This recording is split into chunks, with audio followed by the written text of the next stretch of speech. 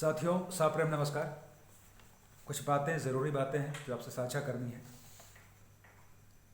जैसा उस दिन हमने आपसे साझा किया था कि 22 फरवरी 2022 को हम उपस्थित हुए थे अपना सूचना पत्र लेकर एसडीएम करौली बिलासपुर में कि 23 फरवरी 2022 से मैं अकेले ही पुलिस सुधार के मुद्दे पर जवानों की जो मांगें लंबित हैं, पुलिस परिवार की जो मांग लंबित हैं, राज्य शासन का जो वचन लंबित है पुलिस परिवार से, उन सबको याद कराने, स्मरण कराने के उद्देश्य से अनिश्चितकालीन धरने की इच्छा जाहिर की थी हमने। और ये सूचना हम देने एसडीएम करौली पहुँचे तो एसडीएम ऑफिस से पत्र जो है एडिशनल एसपी सिटी बिलासपुर की ओर अग्रेषित कर दिया गया था पुलिस के अभिमत के लिए। मैं आपको यहाँ पे एक ज़रूरी तथ्य से अवगत कराना चाहूँगा कि सामान्यतः मामले पुलिस के अभिमत के लिए नहीं जाते, लेकिन जैसे ही बात पुलिस परिवार की आती है, जो अनुभव है मेरा वो बता रहा हूँ, पुलिस के अभिमत के लिए पत्र चला जाता है। तो हमने सम्मान किया, उनके निर्देश का सम्मान किया, और जैसा आपको उस दिन हमने अवगत कराया था, बताया था इसी मंच के माध्यम से कि एडिशनल एसपी साहब का कहना था कि 25 फरवरी को सीएम साहब का कार्यक्रम है बिलासपुर में, तो 25 तारीख तक कोई भी धरना, रैली, प्रदर्शन की अनुमति हम नहीं देंगे। 25 के बाद कीजिए जो भी करना है, धरना वगैरह जो करना है 25 के बाद कीजिए। हमने उनकी भी मत का सम्मान रखा, उनके निर्देशों का सम्मान किया, और हमने कहा ठीक है, जैसा आपका निर्देश।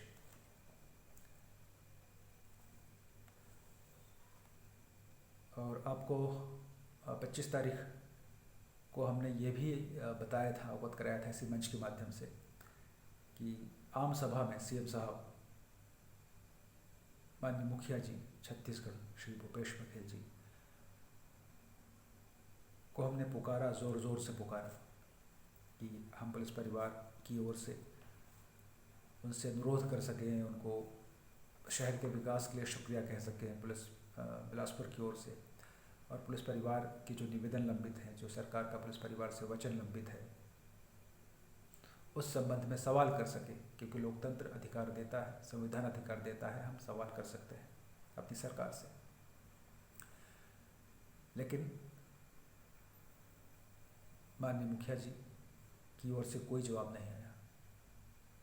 मंच पर पक्ष और विपक्ष के सभी नेता उपस्थित थे, मंच की ओर से भी कोई प्रतिक्रिया नहीं आई, माननीय मुखिया जी की ओर से कोई प्रतिक्रिया नहीं आई, कहीं से कोई प्रतिक्रिया नहीं आई, सभा मौन थी।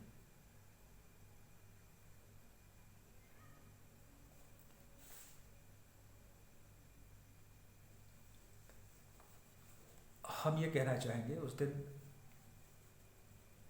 जो माननीय मुखिया जी का कोई जवाब नहीं मिला, तो वो जवाब या वो प्रतिक्रिया या उपेक्षा वो सिर्फ राकेश यादव की नहीं थी, वो उपेक्षा, वो मौन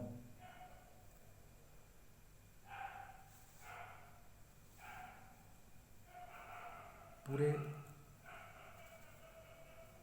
जवानों के परिजनों के प्रति थी, वो उपेक्षा, वो मौन का भाव।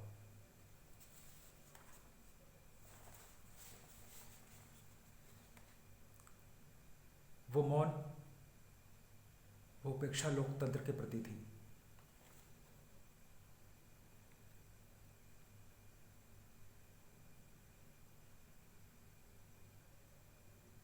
हमारा लोकतंत्र, डेमोक्रेसी अधिकार देता है अपनी सरकार से, अपने जनप्रतिनिधि से, अपने मंत्रियों से सवाल करने का।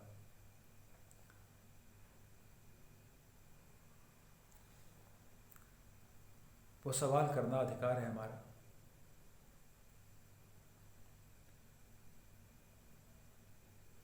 सवाल जिस लोकतंत्र में नहीं होते वो लोकतंत्र गूंगा होता है। चलिए आज की तारीख में जो हुआ वो आपको अवगत करा दूं। 25 के बाद शनिवार और रविवार 2 दिन छुट्टी पड़ गई। आज वर्किंग डे था। आज हम एसडीएम ऑफिस गए। एसडीएम ऑफिस में पता चला कि कोई भी अभिमत पुलिस डिपार्ट की ओर से नहीं आया है, तो हम एडिशनल एसपी साहब के ऑफिस गए, शहर एडिशनल एसपी। वहाँ साहब थे नहीं। उसके बाद जब वो ऑफिस पहुँचे तो उनसे हमने भेंट की और अपना निवेदन दोहराया कि आपकी ओर से कोई पत्र नहीं पहुँचा एसडीएम ऑफिस। तो उन्होंने कहा कि ठीक है, हम जल्दी ही अपना अभिमत एसडीएम ऑफिस भिजवा देंगे। हमने धन्यवाद कहकर वहाँ से निकले हम और एसडीएम ऑफिस बिलासपुर पहुँच कर इंतज़ार किया। शाम को एडिशनल एसपी ऑफिस से पत्र आया जिसे एसडीएम ऑफिस में रिसीव किया गया और उसकी एक कॉपी मुझे दी गई। और वो पुलिस प्रशासन का अभिमत मैं आपको पढ़ के सुना देता हूँ जो अभिमत आया। और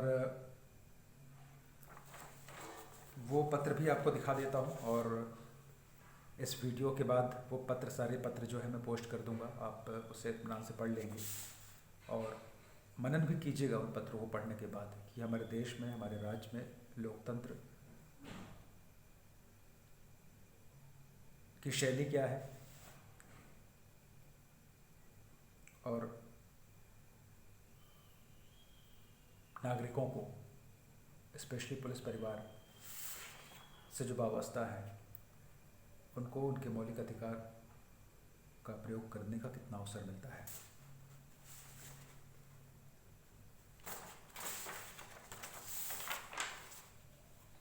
एक तो ये पत्र है जो हमने 22 फरवरी को एसडीएम साहब के समक्ष प्रस्तुत किया था, जिसमें उस ऑफिस से लिखा गया, अतिरिक्त पुलिस अधीक्षक सिटी को सूचनार्थ प्रेषित 22 तारीख को।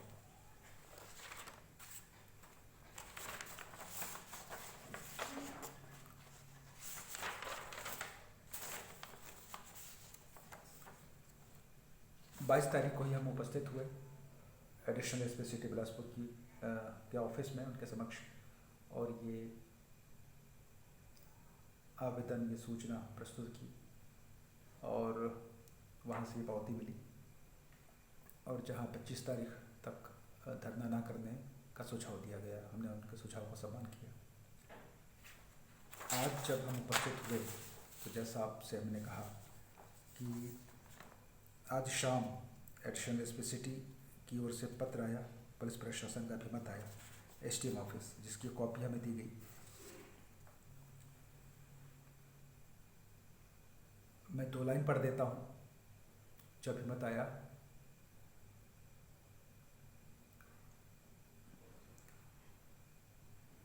आवेदक श्री राकेश यादव, मैं शहीद एवं छत्तीसगढ़ पुलिस परिवार तालापारा बिलासपुर द्वारा दिनांक 23/2/2022 से नेहरू चौक बिलासपुर में ध्वनि विस्तारक यंत्र के साथ स्वयं अर्थात अकेले स्वयं शांतिपूर्वक अनिश्चितकालीन धरना की अनुमति हेतु आवेदन पर अभिमत चाही गई है।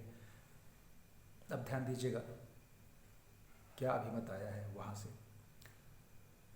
कानून व्यवस्था एवं यातायात की स्थिति को देखते हुए धरना प्रदर्शन की अनुमति दिया जाना उचित नहीं होगा।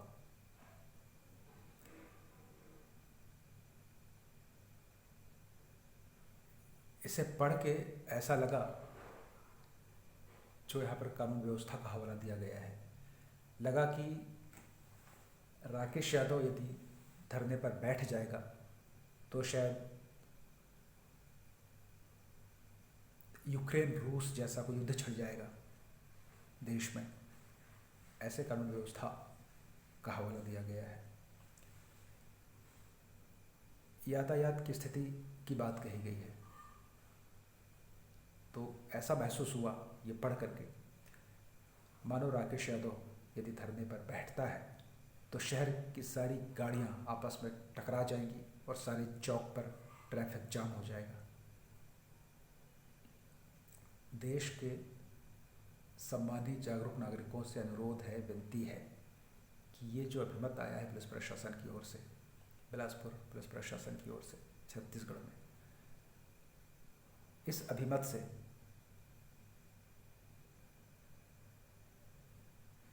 सहमत होने के लिए कोई ठोस तार्किक आधार हो आपकी नज़र में तो ज़रूर साझा कीजिएगा।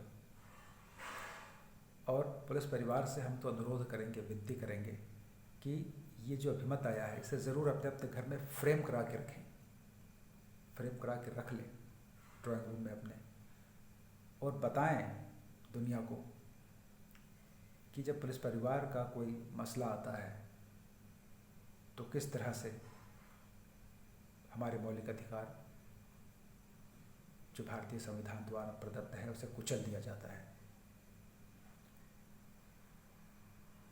बाकी सब अपने मौलिक अधिकार का प्रयोग करते हैं, धरना प्रदर्शन रैली करते हैं, उनको जो संविधान अधिकार देता है, लेकिन पुलिस परिवार का जो मसला आता है तो उनके मौलिक अधिकार कुचल दिए जाते हैं। आप लगातार आप भी देख रहे हैं और हम भी देख रहे हैं कि तमाम राज्य में धरना प्रदर्शन रैली हो रही हैं और आगे भी होती रहेगी। और हमने पहले भी कहा था कि राज्य में कोई एक ऐसा शेर जिगल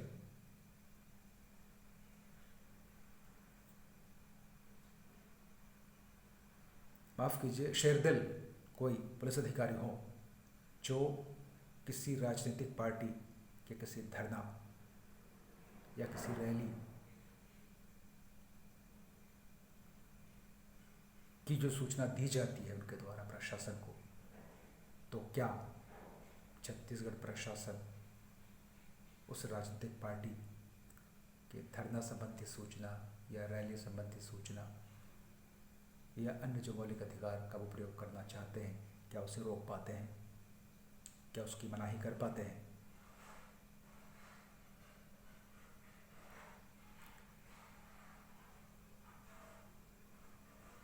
ऐसा मना कर सकने वाले जो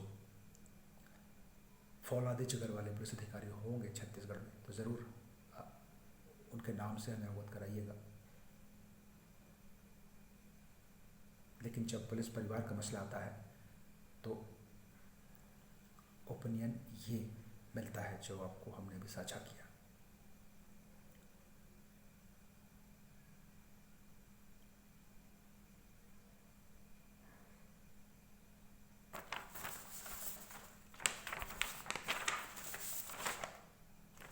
और आपको एक बहुत ज़रूरी बात मैं साझा करूंगा इसी धरना विषय पर। अनुच्छेद 19 भारतीय संविधान के अनुच्छेद 19 में हर नागरिक को अभिव्यक्ति का अधिकार मिला है, लेकिन जहां पुलिस परिवार का मसला आता है वहां अभिव्यक्ति के अधिकार को बार बार कुचला जाता है। राज्य के माननीय मुखिया जी कहते हैं कि हम राज्य के 2 करोड़ 80 लाख नागरिकों की खुशियों का ध्यान करते हैं, उनकी खुशियों की फिक्र करते हैं।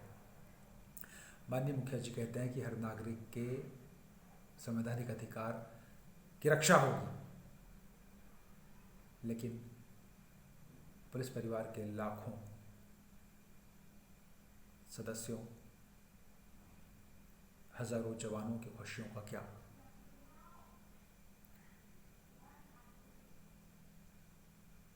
हमारे मौलिक अधिकारों का क्या जो बार बार कुचला जा रहा है?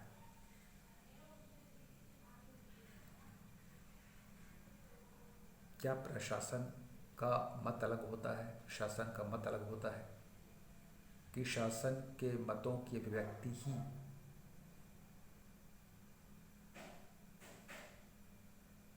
शासन के मतों की अभिव्यक्ति को ही क्या प्रशासन पुनर्अभिव्यक्ति देता है?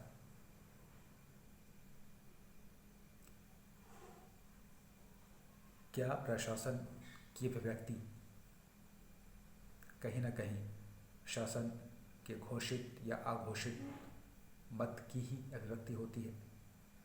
गंभीर प्रश्न है, मनन करना होगा देश को।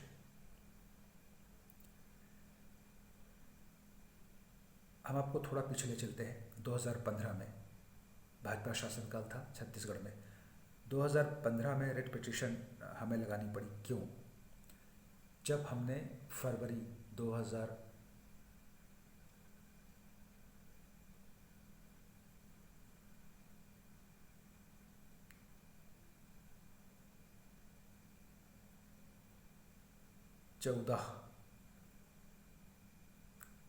2014-15 के दरमियान हमने रायपुर में पुलिस सुधार के मुद्दे पर धरने की अनुमति चाहिए थी, लेकिन उस वक्त भी जवाब वही मिला था पुलिस प्रशासन की ओर से कि कानून व्यवस्था के मद्देनज़र अनुमति नहीं दी जा सकती। ये समाचार पत्रों की हेडलाइन बनी थी कि एक बर्खास्त आरक्षक के धरने से राज्य की कानून व्यवस्था बिगड़ जाएगी। क्या? क्वेश्चन था। एक व्यंग्य था।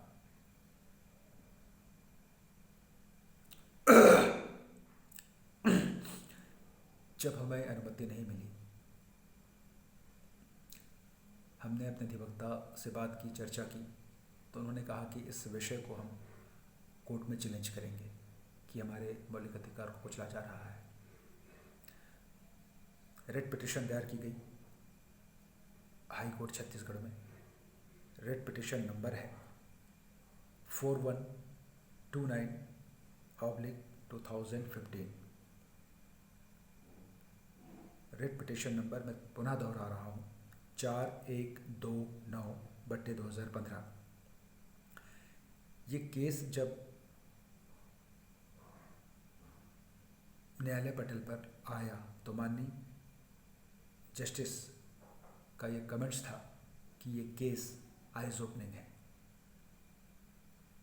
वो केस आज 2022 है, वो केस आज तक माननीय न्यायालय में लंबित है। अर्थात हम जो शिक्षित नागरिक हैं, जो शहर में बसते हैं,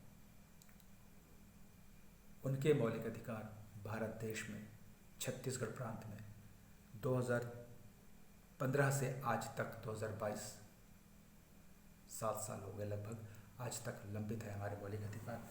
तो आप इससे सहज ही कल्पना कर सकते हैं कि राज्य में, देश में जो नागरिक शिक्षित नहीं हैं, या जो वनांचल में रहते हैं, या जो दूर के क्षेत्रों में बसते हैं, उनके मौलिक अधिकारों का क्या होता होगा। ये बहुत गंभीर प्रश्न है।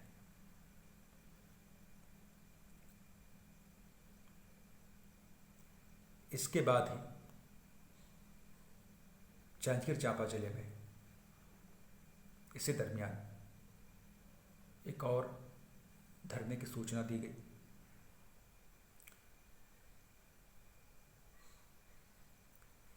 अनशन की सूचना दी गई थी, माफ़ कीजिएगा, एसडीएम ऑफिस में, कचेरी चौक, जांजगीर।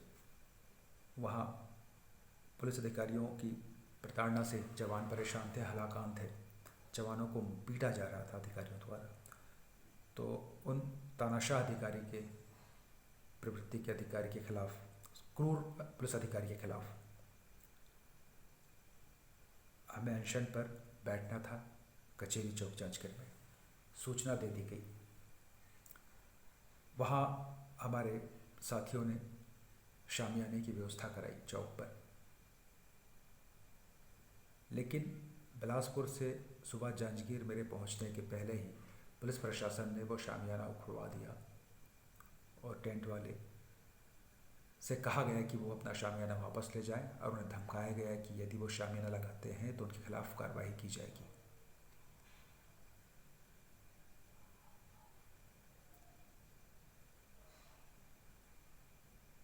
हम पहुँचे, पुलिस परिवार पहुँचा, हमने सड़क किनारे बिना किसी शामियाने के सड़क किनारे दरी बिछा कर नीचे ज़मीन पर बैठ गए। अनशन की शुरुआत हुई। कुछ देर बाद पुलिस अधिकारी आते हैं, वो समझाते हैं, मनाते हैं कि आप अनशन नहीं कर सकते। हमने इनकार किया। हमने कहा सूचना हम दे चुके हैं, ये हमारा मौलिक अधिकार है, हम अनशन करेंगे। उसके बाद जो थाना कोतवाली जांजगीर स्टाफ हमें गिरफ्तार कर एसडीएम के समक्ष उन्होंने पेश किया और एसडीएम साहब ने एक आदेश जारी कर दिया कि आप अनशन नहीं कर सकते, हम अनुमति निरस्त करते हैं। ये अनुभव है हम पुलिस परिवार का। छत्तीसगढ़ में सरकार कोई भी रहे, भाजपा की हो या कांग्रेस की, ये हमारा अनुभव है जो आपसे हम साझा कर रहे हैं कि मौलिक अधिकार तब भी कुचले जा रहे थे और मौलिक अधिकार अब भी कुचले जा रहे हैं। सिर्फ पुलिस परिवार नहीं, सिर्फ छत्तीसगढ़ नहीं, पूरा देश मनन करे कि भारत में भारत के नागरिक के मौलिक अधिकार कैसे कुचले जाते हैं।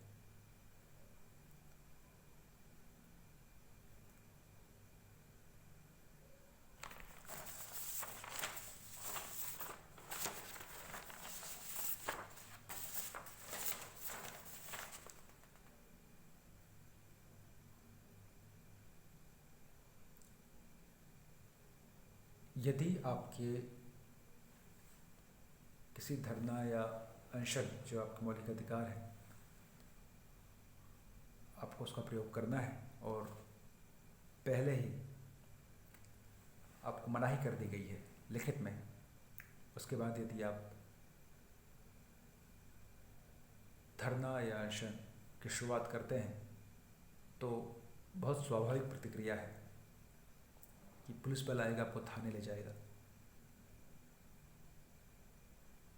और यदि पुलिस प्रशासन ने ज़्यादा मोहब्बत दिखाई तो आपको जेल भेज देंगे, फिर आप बेल कराएंगे, फिर आप वापस घर आ जाएंगे।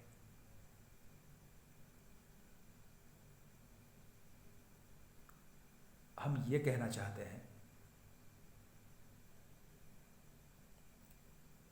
कि सुधार सिर्फ मुद्दा पुलिस सुधार ही नहीं, आप समाज में, देश में जिस भी क्षेत्र में सुधार चाहते हैं तो सिर्फ चिल्लाने सुधार नहीं होने वाला है।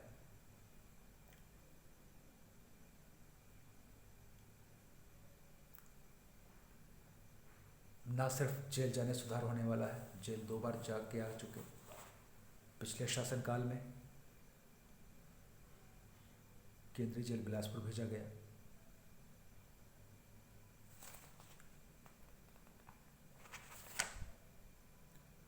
हमें द्रोही माना गया, राजद्रोही माना गया, पुलिस द्रोही माना गया, आईटी एक्ट के मामले कायम किए गए।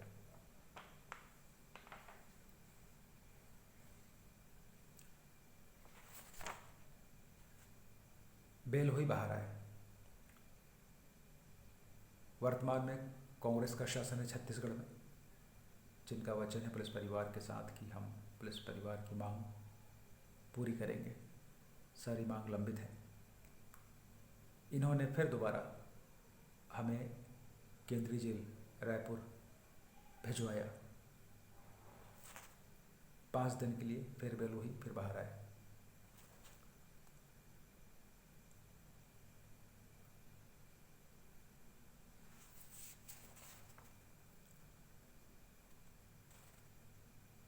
सत्ता जिनकी होगी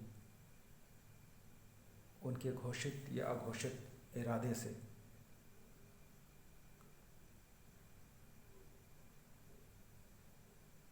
लाठियों की दिशा बदलती रहेगी।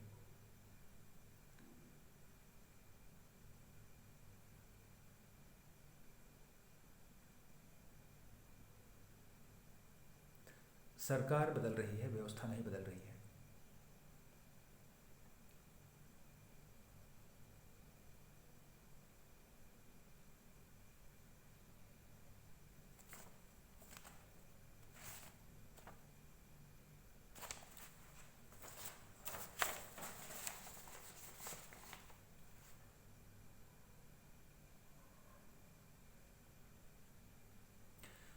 2018 में ही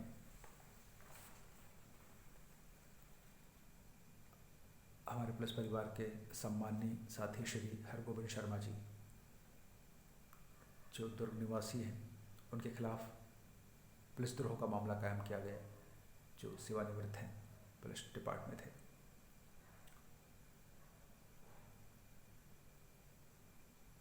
पुलिस द्रोह के मामले में उन्हें 6 दिन में बेल मिल गई।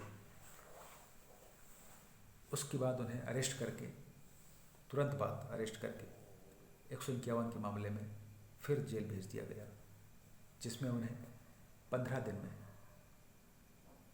जैसा उन्होंने चर्चा में बताया था, 151 के मामले में उन्हें 15 दिनों में बेल मिली। तो जैसा मैंने आपसे अभी साझा किया कि शासन के इरादे से लाठियां दिशा बदलती रहती हैं। 151 के मामले में 15 दिन में उन्हें बेल मिली थी। सारे मामले कोर्ट में लंबित हैं।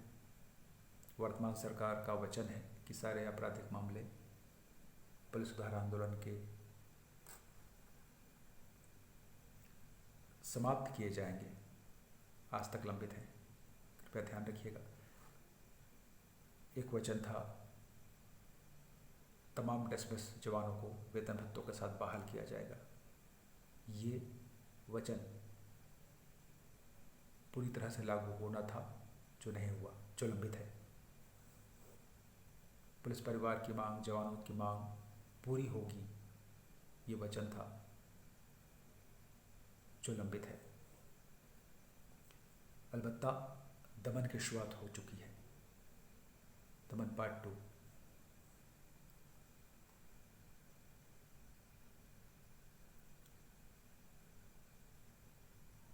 तो मैं कह रहा था, ना जेल जाने से सुधार होने वाला है। 2 बार जेल से आ चुके हमारे 4 साथी अभी भी जेल में कैद हैं। जैसा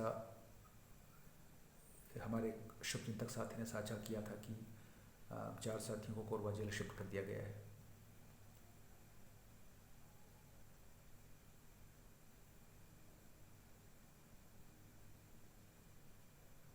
सुधार की राह में हमारे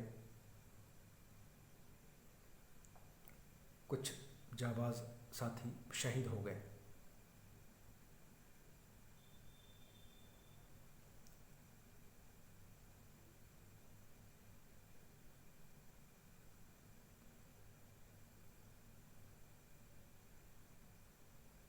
तो भी सुधार नहीं हुआ।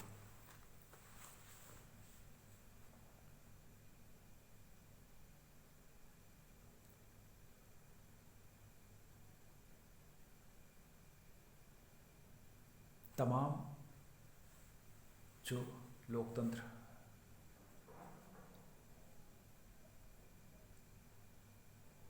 की व्यवस्था में जो तरीके होते हैं, रोड से लेकर माननीय न्यायालय तक, सब आजमाया गया, लेकिन सुधार नहीं हुआ। तो प्रश्न अब ये आता है कि सुधार होगा कैसे, व्यवस्था में सुधार होगा कैसे, ये बड़ा प्रश्न है।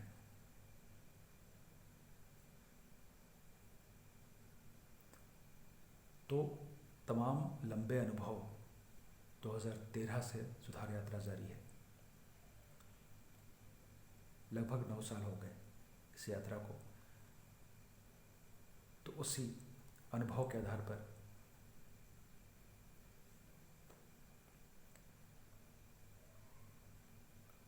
हम आपसे कहना चाहते हैं कि सिर्फ पुलिस सुधार ही नहीं, हर क्षेत्र में सुधार की आवश्यकता है। और सुधार की वास्तविक शुरुआत तभी होगी जब समाज जागृत होगा, जब नागरिक जागरूक होंगे। व्यापक जागृति जरूरी है, तब निश्चित रूप से सुधार होगा। और तब जब नागरिक जागरूक होंगे तब कोई सरकार हम पर व्यवस्था नहीं थोपेगी, कोई योजना नहीं थोपेगी, कोई कानून नहीं थोपेगा। उस दिन गांधी जी का स्वराज ज़मीन पे आएगा और हम नागरिकों से जन सदन, जन संसद, जो सबसे बड़ी संसद होती है लोकतंत्र में, तो जनता से, नागरिकों से बैठक करके और उनसे पूछकर उस आधार पर व्यवस्था बनेगी और विकास योजनाएं लागू की जाएंगी। सुधार होगा, तब होगा।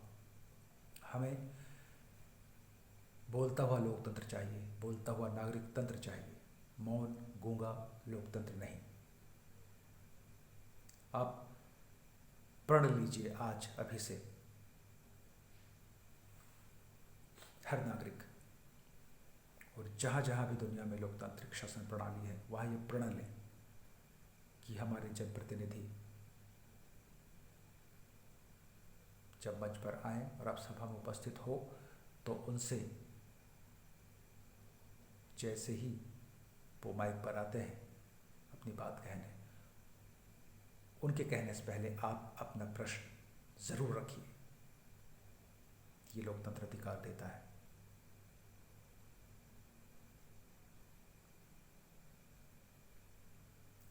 नागरिक नायक है लोकतंत्र का, उसके वोट से सरकार बनती और बिगड़ती है। याद कीजिए चुनाव का समय, जब हर छोटे से छोटा और बड़े से बड़ा नेता गली गली में पहुंचता है नागरिकों के पास, हाथ जोड़ते हुए उनके चरणों में गिरता है, तो वो अपनी ताकत को पहचानिए, लोकतंत्र में नागरिक की ताकत को पहचानिए। जागरूक बने, जागरूक बनाए। नागरिकों का संगठन, उनकी एकता मजबूत हो, नागरिकों में आपस में कोई विखंडन ना हो, एकता की भावना हो, एक दूसरे के दर्द को महसूस करें। पार्टी भक्ति नहीं, देशभक्ति बड़ी होनी चाहिए। मानवता का सम्मान करें। नागरिक आपस में किसी सूरत में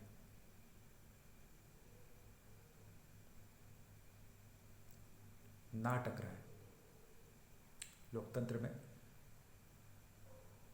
संवाद से मामले तय हों। और जैसा हम कह रहे थे कि प्रण कीजिए कि जब कोई सभा होती है, आपके जनप्रतिनिधि आते हैं, तो आप प्रण कीजिए, जनप्रतिनिधि के बोलने के पहले आप खड़े होकर के अपना सवाल रखिए। और एक की उपेक्षा की जा सकती है, जैसी हमारी की गई 25 फरवरी को, लेकिन जब 10 खड़े हो जाएं एक साथ, तो जब एक साथ 100 खड़े हो जाएं एक साथ, जब 1000 खड़े हो जाएं, तब कब तक उपेक्षा करेंगे जनप्रतिनिधि? उन्हें सवालों का जवाब देना होगा। बहुत दिनों तक नागरिकों की उपेक्षा जनप्रतिनिधि नहीं कर सकते। उन्हें सवालों का जवाब देना होगा। कब तक बच पाएंगे? जनप्रतिनिधियों को नागरिकों के सवालों का जवाब देना होगा और आम सभा में देना होगा। अब वो समय पुराना हो गया कि नेता आते थे, अपना भाषण देते थे, फूल माला पहनते थे, जय जयकार सुनते थे और फीता काट के, रिबन काट के चले जाया करते थे। अब समय बदलना होगा। अब जागृति का दामन थामना होगा। अब लोकतंत्र की व्यवस्था बदलनी होगी। अब नागरिक मौन ना रहे, नागरिक अब सवाल करें, आम सभाओं में सवाल करें अपने जनप्रतिनिधि से, एक साथ खड़े हों। सभा में उपस्थित सारे नागरिक एक साथ खड़े हों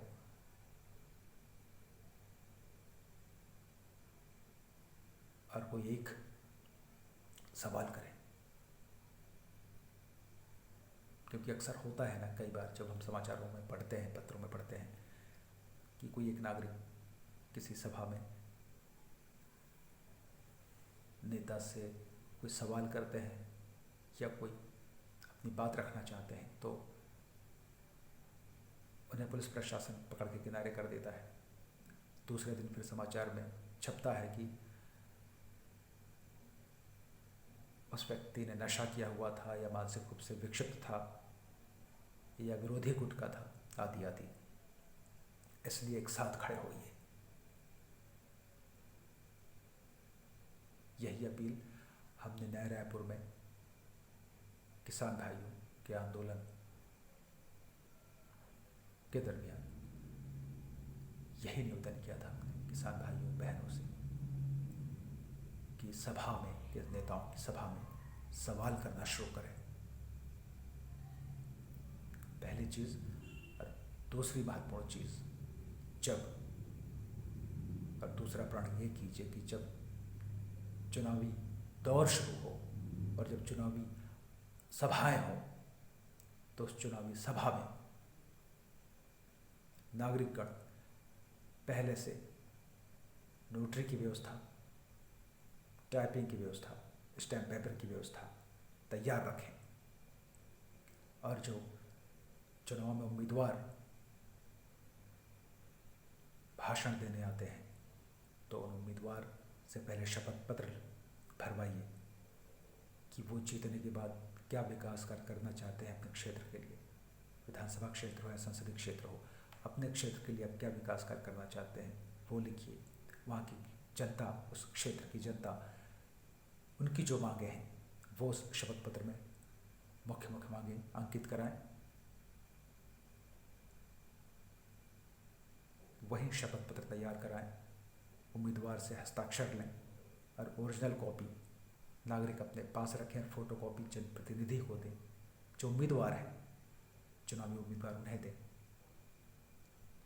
और उनसे निवेदन करें कि इसकी फोटो कॉपी आप वितरण करें अपने विधानसभा क्षेत्र, संसदीय क्षेत्र में, और आप भी इसकी फोटो कॉपी अपने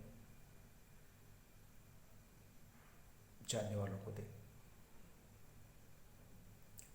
जब शपथ पत्र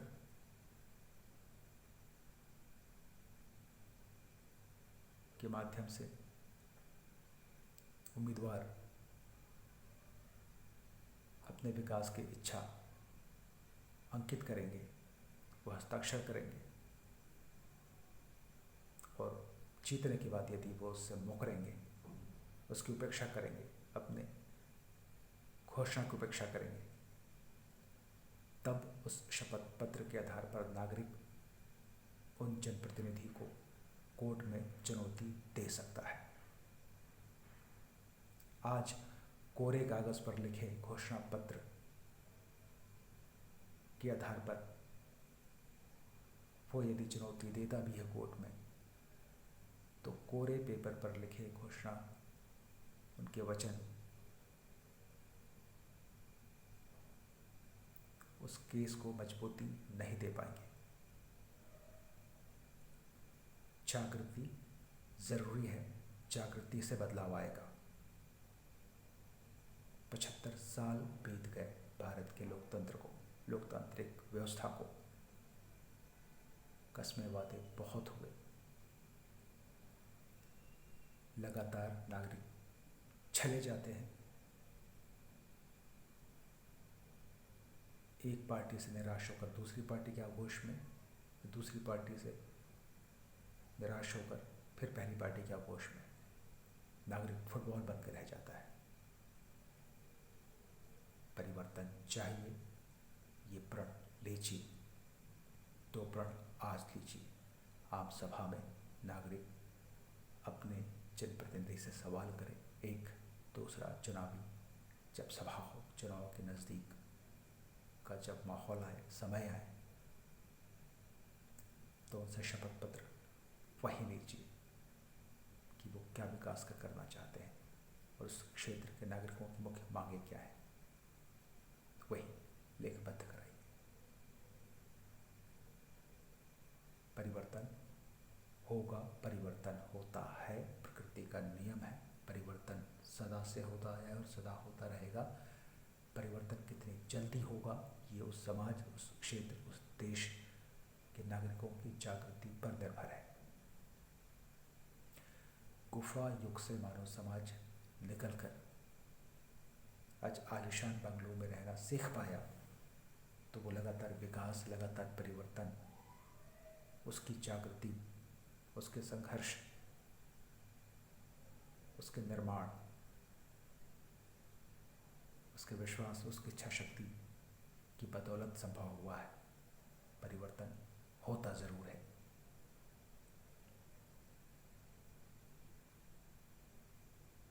नागरिक तंत्र